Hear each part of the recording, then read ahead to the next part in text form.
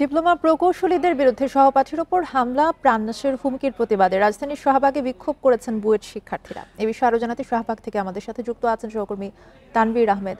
তানভীর, সকাল থেকে শুরু করেই কিন্তু এই পুরো শাহবাগ এলাকা জুড়ে আসলে এই অবরোধ চলছে, এতে জনভোগান্তিও তৈরি হয়েছে। যানজট পরিস্থিতি এই মুহূর্তে কিরকম দেখছেন?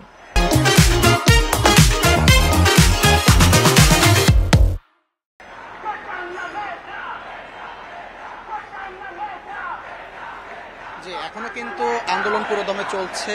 আমি যদি বলতে চাই,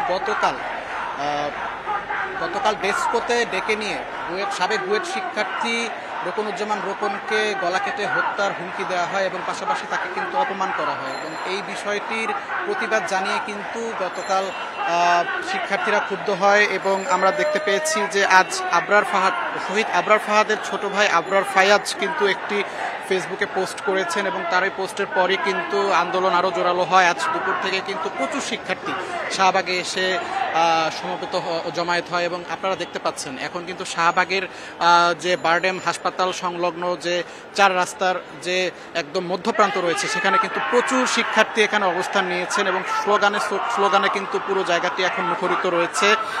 শিক্ষার্থীরা মূলত বলছে যে তাদের যিনি বড় ভাই এবং অর্থাৎ সাবেক শিক্ষার্থী রোকনুজ্জামান রোকন, তাকে যে হুমকি দেওয়া হয়েছে এবং অপমান করা হয়েছে, তার এক্ষেত্রে যারা দোষী রয়েছেন তদন্ত সাপেক্ষে সেই দোষীদেরকে বিচারের আওতায় যতক্ষণ পর্যন্ত না আনা হবে ততক্ষণ পর্যন্ত কিন্তু আন্দোলন চলবে বলে তারা জানিয়েছেন। পাশাপাশি তাদের কিন্তু তিনটি দাবি রয়েছে। সেই তিনটি দাবির মধ্যে প্রথম দাবিটি হচ্ছে নবম গ্রেডে ডিপ্লোমা শিক্ষার্থীদের জন্য যে 33% কোটা রয়েছে, সেই কোটা কিন্তু বাদ দিতে হবে। এরপর দশম গ্রেডে ডিপ্লোমা শিক্ষার্থীদের জন্য যে 90% কোটা রয়েছে, সেই কোটা বাদ দিতে হবে।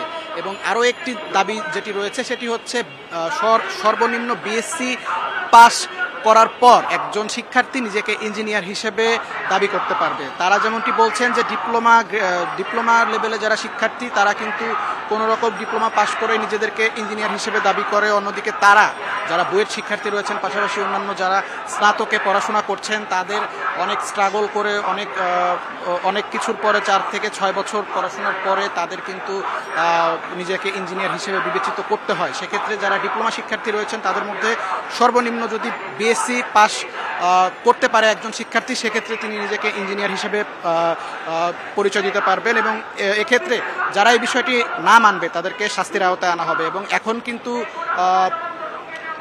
7:10 কিছু বেশি সময় এখন ঘড়িতে বাজছে, এবং শিক্ষার্থীরা যেটি জানিয়েছেন যে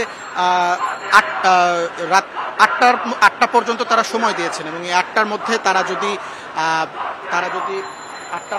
যদি তাদের দাবিগুলো যদি না মেনে নেওয়া হয়, সেক্ষেত্রে কিন্তু তারা তাদের যে সেই কর্মসূচি আরও জোরালো করবে, এবং কঠোর কর্মসূচির হুঁশিয়ারি তারা কিন্তু এখন দিয়েছেন আমাদেরকে। এ ছিল আমার কাছে সর্বশেষ। তানভীর আহমেদ জানাচ্ছিলেন শাহবাগ থেকে।